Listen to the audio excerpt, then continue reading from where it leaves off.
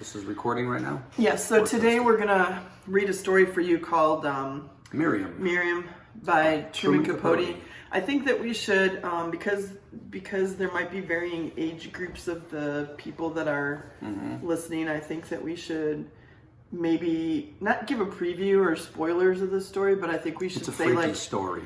Yeah, like when we read the stories, I think we should kind of give a range or like a little...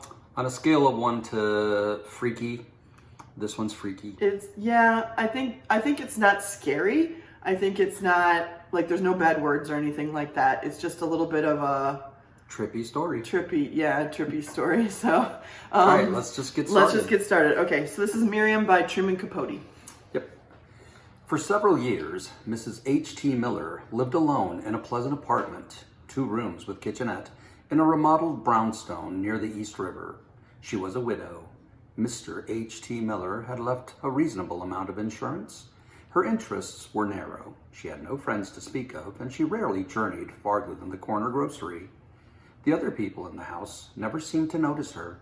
Her clothes were matter-of-fact, her gray hair, clipped and casually waved. She did not use cosmetics. Her features were plain and inconspicuous, and on her last birthday, she was 61. Her activities were seldom spontaneous. She kept the 2 rooms immaculate, smoked an occasional cigarette, prepared her own meals, and tended a canary. Then she met Miriam. It was snowing that night. Mrs. Miller had finished drying the supper dishes and was thumbing through an afternoon paper when she saw an advertisement of a picture playing at a neighborhood theater. The title sounded good, so she struggled into her beaver coat, laced her galoshes, and left the apartment, leaving one light burning in the foyer. She found nothing more disturbing than the sensation of darkness. The snow was fine, falling gently, not yet making an impression on the pavement. The wind from the river cut only at street crossings. Mrs. Miller hurried, her head bowed, oblivious as a mole burrowing a blind path. She stopped at a drugstore and bought a package of peppermints. A long line stretched in front of the box office. She took her place at the end. There would be a tired voice groaned, "A short wait for all seats." Mrs. Miller rummaged in her leather handbag till she collected exactly the correct change for admission. The line seemed to be taking its own time, and, looking around for some distractions, she suddenly became conscious of a little girl standing under the edge of the marquee. Her hair was the longest and strangest Mrs. Miller had ever seen, absolutely silver white, like an albino's. It flowed waist-length in smooth, loose lines. She was thin and fragilely constructed. There was a simple, special elegance in the way she stood with her thumbs in the pockets of a tailored plum velvet coat. Mrs. Miller felt oddly excited, and when the little girl glanced toward her, she smiled warmly. The little girl walked over and said, "Would you care to do me a favor?" "I'd be glad to if I can," said Mrs. Miller.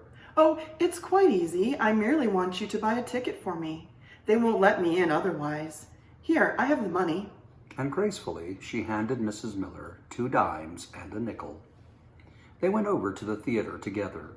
An usherette directed them to a lounge. In 20 minutes, the picture would be over. "I feel just like a genuine criminal," said Mrs. Miller gaily as she sat down. "I mean, that's the sort of thing against the law, isn't it? I do hope I haven't done the wrong thing. Your mother knows where you are, dear. I mean, she does, doesn't she?" The little girl said nothing. She unbuttoned her coat and folded it across her lap. Her dress underneath was prim and dark blue. A gold chain dangled about her neck, and her fingers, sensitive and musical looking, toyed with it. Examining her more attentively, Mrs. Miller decided the truly distinctive feature was not her hair, but her eyes. They were hazel, steady, lacking any childlike quality whatsoever, and because of their size, seemed to consume her small face. Mrs. Miller offered a peppermint. "What's your name, dear?" "Miriam," she said, as though in some curious way it were information already familiar. "Why, isn't that funny? My name's Miriam, too, and it's not a terribly common name either. Now, don't tell me your last name is Miller." "Just Miriam. But isn't that funny?" "Moderately," said Miriam, and rolled a peppermint on her tongue. Mrs. Miller flushed and shifted uncomfortably. You have such a large vocabulary for such a young girl. Do I? Well, yes, said Mrs. Miller, hastily changing the topic to, do you like the movies? I really wouldn't know, said Miriam. I've never been before.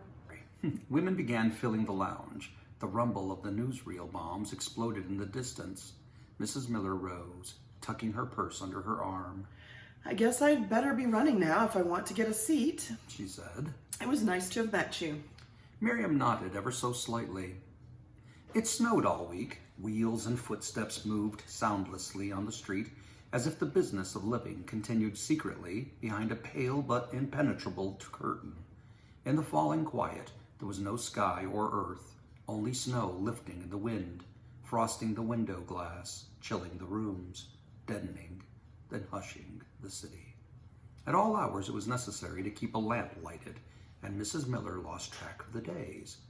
Friday was no different from Saturday, and on Sunday she went to the grocery store, closed, of course. That evening she scrambled eggs and fixed a bowl of tomato soup. Then, after putting on a flannel robe and cold creaming her face, she propped herself up in bed with a hot water bottle under her feet. She was reading the Times when the doorbell rang. At first, she thought it must be a mistake and whoever it was would go away. But it rang and settled into a persistent buzz. She looked at the clock. A little after 11. It didn't seem possible. She was always asleep by 10. Climbing out of bed, she trotted barefoot across the living room. I'm coming. Please be patient. Stop it, she cried. The bolt gave way and she opened the door an inch. What in heaven's name? Hello, said Miriam. Oh, why, hello, said Mrs. Miller, stepping hesitantly into the hall. You're that little girl. I thought you'd never answer, but I kept my finger on the button. I knew you were home. Aren't you glad to see me? Mrs. Miller did not know what to say. Miriam, she saw, wore the same plum velvet coat, and now she had also a beret to match. Her white hair was braided into 2 shining plaits and looped at the ends with enormous white ribbons. Since I've waited so long, you could at least let me in, she said. It's awfully late. Miriam regarded her blankly. What difference does that make? Let me in. It's cold out here, and I have on a silk dress. Then, with a gentle gesture, she urged Mrs. Miller aside and passed into the apartment. She dropped her coat and beret on the chair. She was indeed wearing a silk dress. White silk in February. The skirt was beautifully pleated and the sleeves long. It made a faint rustle as she strode about the room. I like your place, she said. I like the rug. Blue's my favorite color. She touched a paper rose in a vase on the coffee table. Imitation, she commented wanly. How sad. Aren't imitations sad? She seated herself on the sofa, daintily spreading her skirt. What do you want? Mrs. Miller asked. Sit down, said Miriam. It makes me nervous to see people stand. Mrs. Miller sank into a hassock. What do you want? She repeated. You know, I don't think you're glad I came. For a second, Mrs. Miller was without an answer. Her hand motioned vaguely. Miriam giggled and pressed back on the mound of chintz pillows. Mrs. Miller noticed that the girl was less pale than she remembered. Her cheeks were flushed. How did you know where I lived? Miriam frowned. That's no question at all. What's your name? What's mine? But I'm not listed in the phone book. Oh, let's talk about something else. Mrs. Miller said, Your mother must be insane to let a child like you wander around at all hours of the night and in such ridiculous clothes. She must be out of her mind. Miriam got up and moved to a corner where a covered bird cage hung from a ceiling chain. She peeked under the cover. It's a canary, she said. Would you mind if I woke him? I'd like to hear him sing. Leave Tommy alone, Mrs. Miller said anxiously. Don't you dare wake him. Certainly, said Miriam. But I don't see why I can't hear him sing. And then, have you anything to eat? I'm starving. Even milk and a jam sandwich would be fine. Look, said Mrs. Miller, arising from the hassock. look, if I make some nice sandwiches, will you be a good child and run along home? It's past midnight, I'm sure. It's snowing Reproached Miriam. and cold and dark. Well, you shouldn't have come here to begin with. Said Mrs. Miller, struggling to control her voice. I can't help the weather. If you want anything to eat, you'll have to promise to leave. Miriam brushed a braid against her cheek. Her eyes were thoughtful, as if weighing the proposition. She turned toward the bird cage. Very well, She said. I promise. How old is she? 10? 11? Mrs. Miller, in the kitchen, unsealed a jar of strawberry preserves and cut 4 slices of bread. She poured a glass of milk and paused to light a cigarette. And why has she come? Her hand shook as she held the match, fascinated, till it burnt her finger.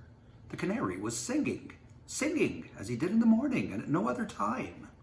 Miriam, She called. Miriam, I told you not to disturb Tommy. There was no answer. She called again. All she heard was the canary. She inhaled the cigarette and discovered she had lighted the cork tip end. And, oh really, she mustn't lose her temper. She carried the food in on a tray and set it on the coffee table. She saw first that the bird cage still wore its night cover, and Tommy was singing. It gave her a queer sensation, and no one was in the room. Mrs. Miller went through an alcove leading to her bedroom. At the door, she caught her breath. What are you doing? She asked. Miriam glanced up, and in her eyes was a look that was not ordinary. She was standing by the bureau, a jewel case opened before her. For a minute, she studied Mrs. Miller, forcing their eyes to meet. She smiled. There's nothing good here, She said. but I like this. Her hand held a cameo brooch. It's charming. Suppose perhaps you'd better put it back, Said Mrs. Miller, feeling suddenly the need of some support. She leaned against the doorframe. Her head was unbearably heavy. A pressure weighted the rhythm of her heartbeat. The light seemed to flutter defectively. Please, child, a gift from my husband. But it's beautiful and I want it. Said Miriam. Give it to me. As she stood, striving to shape a sentence which would somehow save the brooch, it came to Mrs. Miller there was no one to whom she might turn. She was alone. A fact that had not been among her thoughts for a long time. Its sheer emphasis was stunning. But here, in her own room, in the hushed show city, were evidences that she could not ignore, or, she knew with startling clarity, resist. Miriam ate ravenously, and when the sandwiches and milk were gone, her fingers made cobweb movements over the plate, gathering crumbs. The cameo gleamed on her blouse, the blonde profile like a trick reflection on its wearer. That was very nice. She sighed. Though now an almond cake or a cherry would be ideal. Sweets are lovely, don't you think? Mrs. Miller was perched precariously on the hassock, smoking a cigarette. Her hairnet had slipped lopsided, and loose strands straggled down her face. Her eyes were stupidly concentrated on nothing, and her cheeks were mottled in red patches, as though a fierce slap had left permanent marks. Is there a candy? A cake? Mrs. Miller tapped ash on the rug. Her head swayed slightly as she tried to focus her eyes. You promised to leave if I made the sandwiches. She said. Dear me, did I? It was a promise, and I'm tired, and I don't feel well at all. Mustn't fret, Said Miriam. I'm only teasing. She picked up her coat, slung it over her arm, and arranged her beret in front of a mirror. Presently, she bent close to Mrs. Miller and whispered, Kiss me goodnight. Please, I'd rather not, said Mrs. Miller. Miriam lifted a shoulder, arched an eyebrow. As you like. She said, and went directly to the coffee table, seized the vase containing the paper roses, carried it to where the hard surface of the floor laid bare, and hurled it downward. Glass sprayed in all directions, and she stamped her foot on the bouquet. Then slowly she walked to the door, but before closing it, She looked back at Mrs. Miller with a slyly innocent curiosity. Mrs. Miller spent the next day in bed, rising once to feed the canary and drink a cup of tea. She took her temperature and had none, yet her dreams were feverishly agitated. Their unbalanced mood lingered even as she lay staring wide-eyed at the ceiling. One dream threaded through all the others like an elusively mysterious theme in a complicated symphony, and the scenes it depicted were sharply outlined, as though sketched by a hand of gifted intensity. A small girl, wearing a bridal gown and a wreath of leaves, led a gray procession down a mountain path, and among them there was unusual silence till a woman at the rear asked, "Where is she taking us?" "No one knows," said an old man marching in front. "But isn't she pretty?" volunteered a third voice. "Isn't she like a frost flower, so shining and white?" Tuesday morning, she woke up feeling better. Harsh slats of sunlight slanting through the Venetian blinds shed a disrupting light on her unwholesome fancies. She opened the window and discovered a thawed, mild as spring day. A sweep of clean new windows crumpled against a vastly blue, out-of-season sky. And across the low line of rooftops, she could see the river and smoke curving from tugboat stacks in a warm wind. A great silver truck plowed the snow-banked street, its machines sound humming on the air. After straightening the apartment, she went to the grocer's, cashed a check, and continued to Schraft's, where she ate breakfast and chatted happily with the waitress. Oh, it was a wonderful day, more like a holiday, and it would be so foolish to go home. She boarded a Lexington Avenue bus and rode up to 86th Street. It was here that she decided to do a little shopping.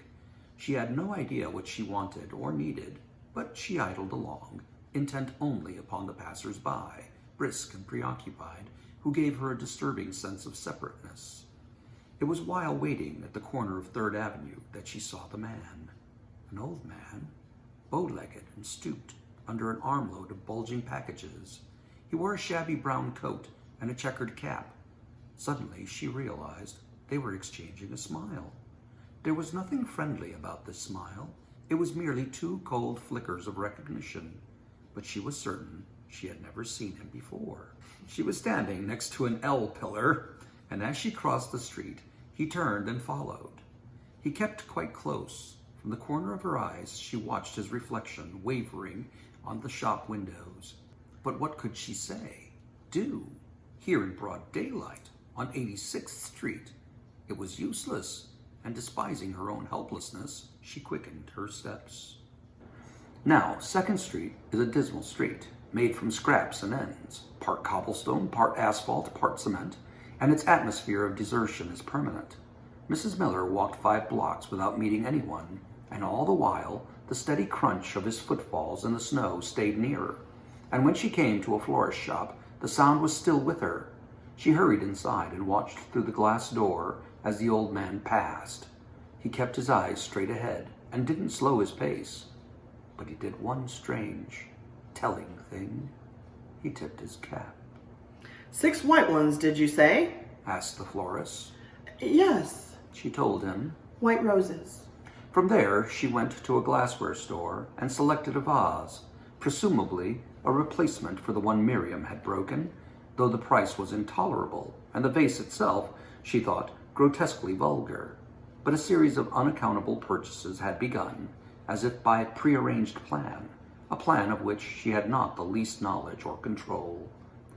She bought a bag of glazed cherries, and at a place called the Knickerbocker Bakery, she paid 40 cents for 6 almond cakes. Within the last hour, the weather had turned cold again. Like blurred lenses, winter clouds cast a shade over the sun, and the skeleton of an early dusk colored the sky. A damp mist mixed with the wind, and the voices of a few children who romped high on mountains of gutter snow seemed lonely and cheerless.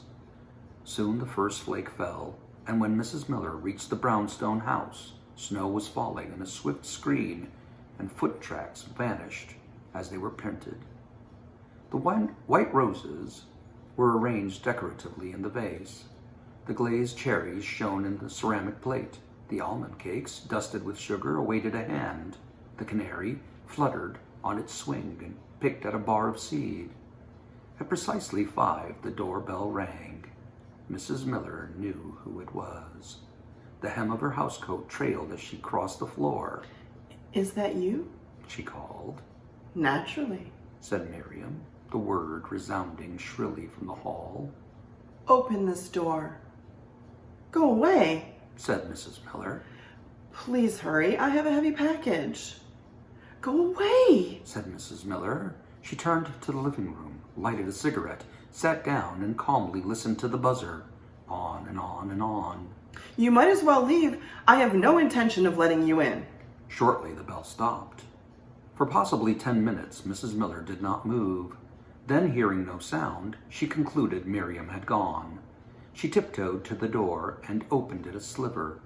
Miriam was half reclining atop a cardboard box with a beautiful French doll cradled in her arms. Really, I thought you were never coming, she said peevishly. Here, help me get this in. It's awfully heavy. It was no spell-like compulsion that Mrs. Miller felt, but rather a curious passivity. She brought in the box. Miriam, the doll. Miriam, curled up on the sofa, not troubling to remove her coat or beret, and watched disinterestedly as Mrs. Miller dropped the box and stood trembling, trying to catch her breath. Thank you, she said. In the daylight, she looked pinched and drawn, her hair less luminous. The French doll she was loving wore an exquisite powdered wig, and its idiot glass eyes sought solace in Miriam's. I have a surprise, she continued. Look into my box. Kneeling, Mrs. Miller parted the flaps and lifted out another doll, then a blue dress which she recalled as the one Miriam had worn that first night at the theater. And of the reminder, she said, It's all clothes. Why? Because I've come to live with you, said Miriam, twisting a cherry stem. Wasn't it nice of you to buy me the cherries? But you can't. For God's sake, go away. Go away and leave me alone. And the roses? And the almond cakes? How really wonderfully generous. You know, these cherries are delicious. The last place I lived was with an old man. He was terribly poor and we never had good things to eat. But I think I'll be happy here. She paused to snuggle her doll closer. Now, if you'll just show me where to put my things. Mrs. Miller's face dissolved into a mask of ugly red lines. She began to cry, and it was an unnatural, tearless sort of weeping, as though not having wept for a long time, she had forgotten how. Carefully, she edged backward till she touched the door. She fumbled through the hall and down the stairs to a landing below. She pounded frantically on the door of the first apartment she came to. A short, red-headed man answered, and she pushed past him. Say, what the hell is this? He said. Anything wrong, lover? Asked the young woman, who appeared from the kitchen, drying her hands. And it was to her that Mrs. Miller turned. Listen, she cried. I'm ashamed behaving this way, but, well, I'm Mrs. H.T. Miller, and I live upstairs, and... She pressed her hands over her face. It sounds so absurd. The woman guided her to a chair, while the man excitedly rattled pocket change. Yeah? I live upstairs, and there's a little girl visiting me, and I suppose that I'm afraid of her. She won't leave, and I can't make her. She's going to do something terrible. She's already stolen my cameo, but she's about to do something worse, more terrible. The man asked, Is she a relative, huh? Mrs. Miller shook her head. I don't know who she is. Her name's Miriam, but I don't know for certain who she is. You gotta calm down, honey, said the woman, stroking Mrs. Miller's arm. Harry here will tend to this kid. Go on, lover.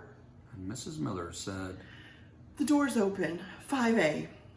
After the man left, the woman brought a towel and bathed Mrs. Miller's face.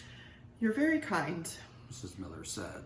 I'm sorry to act like such a fool, only this wicked child. Sure, honey, consoled the woman. Now you better take it easy. Mrs. Miller rested her head in the crook of her arm. She was quiet enough to be asleep. The woman turned a radio dial. A piano and a husky voice filled the silence, and the woman tapped her foot, kept excellent time. Maybe we ought to go up too, she said. I don't want to see her again. I don't want to be anywhere near her. Uh-huh. But what you should have done, you should have called a cop. Presently, they heard the man on the stairs. He strode into the room, frowning and scratching the back of his head. Nobody there, he said, honestly embarrassed. She must have beat it. Harry, you're a jerk, announced the woman. We've been sitting here the whole time, and we would have seen... She stopped abruptly, for the man's glance was sharp. I looked all over, he said. And there just ain't nobody there. Nobody. Understand? Tell me, said Mrs. Miller, rising.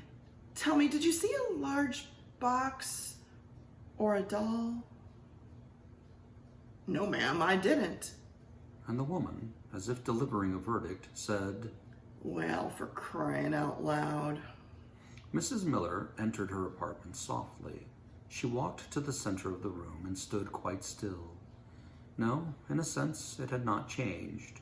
The roses, the cakes, and the cherries were in place.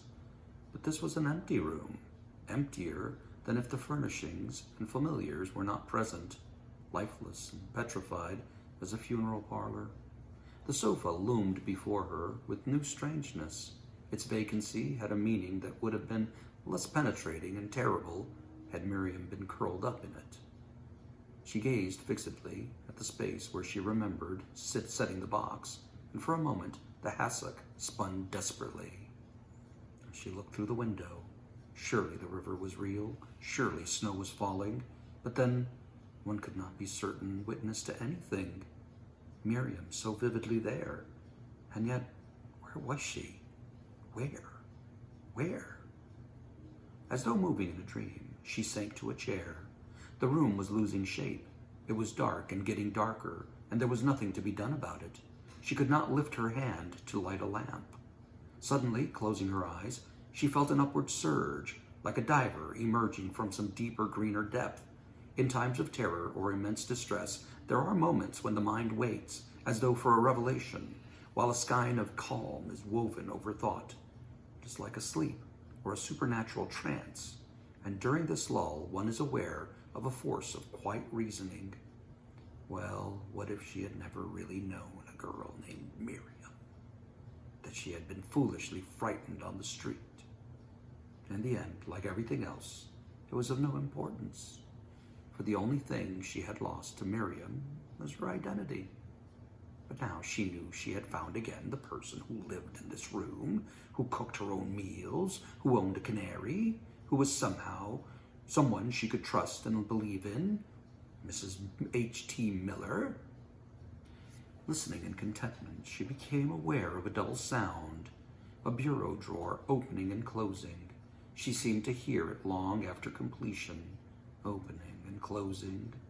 Then gradually the harshness of it was replaced by the murmur of a silk dress, and this, delicately faint, was moving nearer and swelling in intensity till the walls trembled with the vibration and the room was caving under a wave of whispers. Mrs. Miller stiffened and opened her eyes to a dull, direct stare. Hello, said Miriam. The end. The end. We hope you liked that story. We hope that y'all are well. If you're stuck in your house or whatever, we hope that you're managing. We're doing okay. You know? Yeah, we're doing all right. A little Yeah. stir crazy. Somebody bought a 2,000 piece puzzle and we're going crazy with that. Well, he's going crazy with it. But anyway, we thought that this would be a fun little thing that we could put together for you. So tune in tomorrow at noon and we'll have a new story for you. Until then. Same bad time, Bye. same bad channel. Bye.